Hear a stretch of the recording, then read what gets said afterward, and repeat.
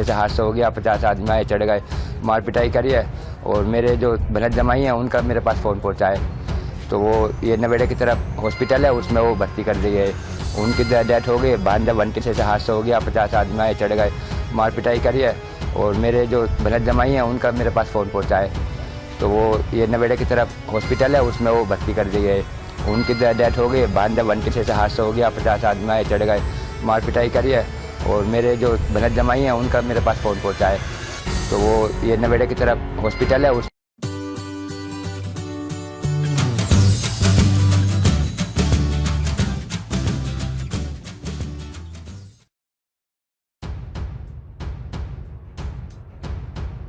CAA mengecualikan umat muslim dari proses tersebut.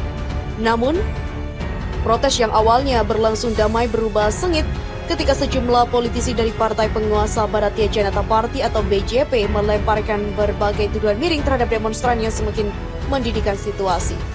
Kapil Mishra, politis BJP yang dulu pernah bekerja untuk Greenpeace, mengancam akan membubarkan demonstrasi secara paksa dengan mengerahkan masanya sendiri. Sejak kicauannya di Twitter yang kontroversial itu, kelompok Hindu nasionalis memobilisasi diri dan mulai menyerang properti milik warga muslim, masjid, dan kuil pun ikut menjadi korban. Sejauh ini Mishra bebas dari dakwaan hukum, unggahannya di media sosial yang mengajak massa membubarkan paksa demonstrasi anti pemerintah saat ini sudah menghilang. Mishra tidak sendirian, politisi Partai Islam Tahir Hussein pun ikut mengobarkan api permusuhan lewat komentar pedasnya di media. Tahir yang dituduh ikut membibit gelombang kekerasan di New Delhi saat ini sudah dinonaktifkan dari partainya sendiri, Aam Admi Party. Akibat kerusuhan tersebut, kini pemerintah dan kepolisian menjadi sasaran ketidakpuasan warga Delhi. Terutama polisi dituduh mendiamkan massa dan bahkan ikut aktif membantu perusuh menyerang properti warga muslim. Seorang hakim di Pengadilan Tinggi Delhi mengkritik polisi lantaran enggan memperkarakan politisi BJP atas tuduhan ujaran kebencian. Dan ironisnya, usai kritik tersebut, S. Muralidhar dimutasi ke negara bagian Punjab dan Haryana. Hingga 3 Maret lalu, kepolisian Delhi mengklaim telah menyusun 254 dakwaan serta sudah menahan sebanyak 903 orang. Jika insiden semacam ini terjadi adalah tugas mereka yang berkuasa untuk melindungi warga. Pihaknya hanya ingin hidup dalam damai. Begitulah kata Muhammad Umar, seorang warga muslim di Kajuri Khas. Tapi jika pemerintah bergeming, maka permusuhan antar warga akan menguat, dan jika pemerintah tidak melindungi mereka, siapa yang mampu? Dia sudah tinggal bersama warga Hindu di sini seumur hidupnya. Tidak pernah ada permusuhan di antara mereka. Para perusuh datang dari luar dan menyerang mereka, dan untunglah para tetangga menolongnya. Demikian kata Afren kepada Dewe, dan Katon kini menetap di rumah saudara di bagian lain New Delhi. Akibat kerusuhan yang merajalela di barat daya kota, setidaknya 40 orang meninggal dunia dan lebih dari 200 mengalami luka-luka. Kelompok perusuh membidik toko dan rumah milik kaum muslim dengan bom molotov atau batu. Banyak yang kehilangan harta benda, bernafas lega karena masih bernyawa. Sejak itu, jalan-jalan New Delhi membisu, namun ramainya aparat keamanan yang disebar tidak membuat warga muslim kota merasa lebih aman. Di tengah kengerian yang berkecamuk, sejumlah warga Hindu dan Muslim bahu-membahu melindungi permukiman sendiri dari serangan massa. Mereka berpatroli sepanjang malam bersama warga Hindu. Begitulah kata Maher di kawasan Chaman Park.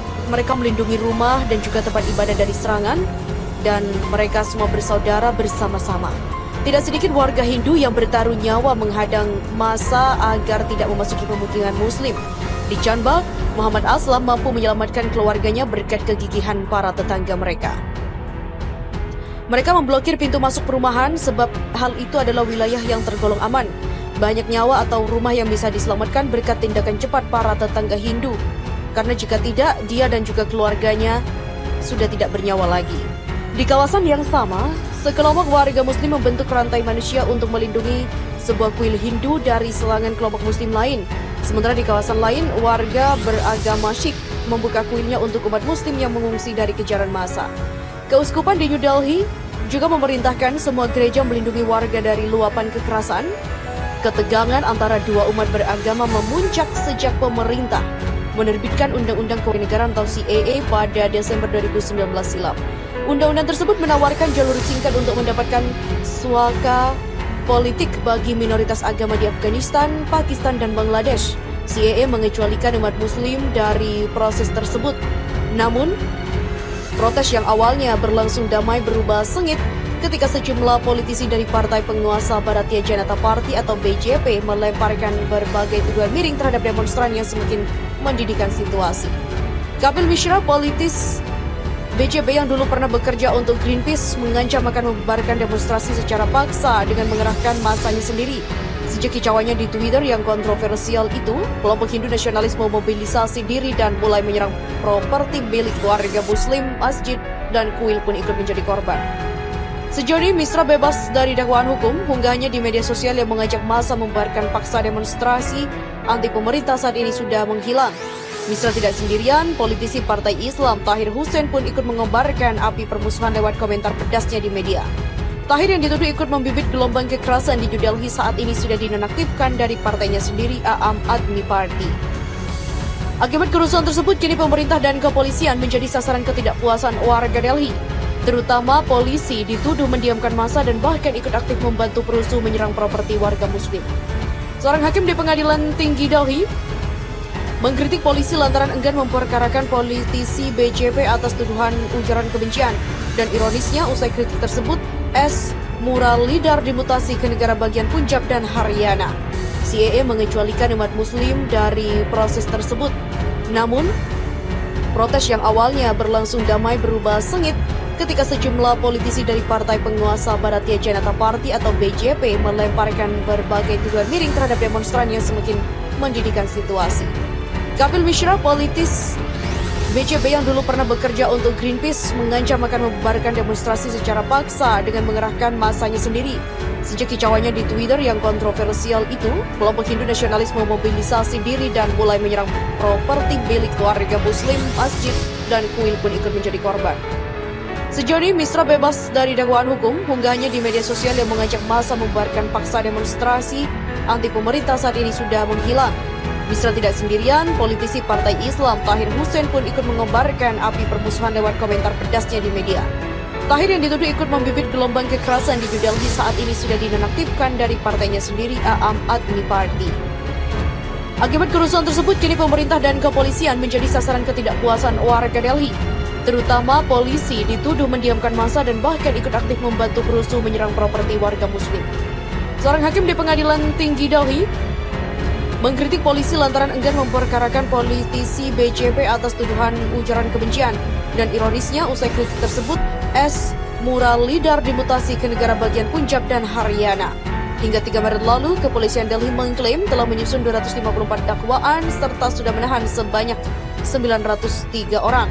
Jika insiden semacam ini terjadi, adalah tugas mereka yang berkuasa untuk melindungi warga. Pihaknya hanya ingin hidup dalam damai.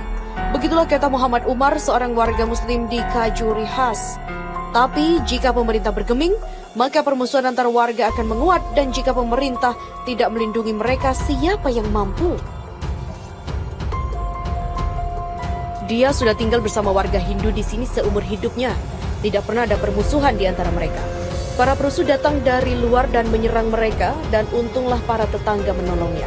Demikian kata Afren kepada Dewe, dan Katon kini menetap di rumah saudara di bagian lain New Delhi. Akibat kerusuhan yang merajalela di barat daya kota, setidaknya 40 orang meninggal dunia dan lebih dari 200 mengalami luka-luka. Kelompok perusuh membidik toko dan rumah milik kaum Muslim dengan bom molotov atau batu. Banyak yang kehilangan harta benda, bernafas lega karena masih bernyawa. Sejak itu, jalan-jalan New Delhi membisu, namun ramainya aparat keamanan yang disebar tidak membuat warga Muslim kota merasa lebih aman. Di tengah kengerian yang berkecamuk, sejumlah warga Hindu dan Muslim bahu-membahu melindungi permukiman sendiri dari serangan massa. Mereka berpatroli sepanjang malam bersama warga Hindu. Begitulah kata Maher di kawasan Chaman Park. Mereka melindungi rumah dan juga tempat ibadah dari serangan, dan mereka semua bersaudara bersama-sama. Tidak sedikit warga Hindu yang bertaruh nyawa menghadang massa agar tidak memasuki pemukiman Muslim. Di Chanbag, Muhammad Aslam mampu menyelamatkan keluarganya berkat kegigihan para tetangga mereka. Mereka memblokir pintu masuk perumahan sebab hal itu adalah wilayah yang tergolong aman. Banyak nyawa atau rumah yang bisa diselamatkan berkat tindakan cepat para tetangga Hindu. Karena jika tidak, dia dan juga keluarganya sudah tidak bernyawa lagi. Di kawasan yang sama, sekelompok warga Muslim membentuk rantai manusia untuk melindungi sebuah kuil Hindu dari selangan kelompok muslim lain. Sementara di kawasan lain, warga beragama Sikh membuka kuilnya untuk umat muslim yang mengungsi dari kejaran massa. Keuskupan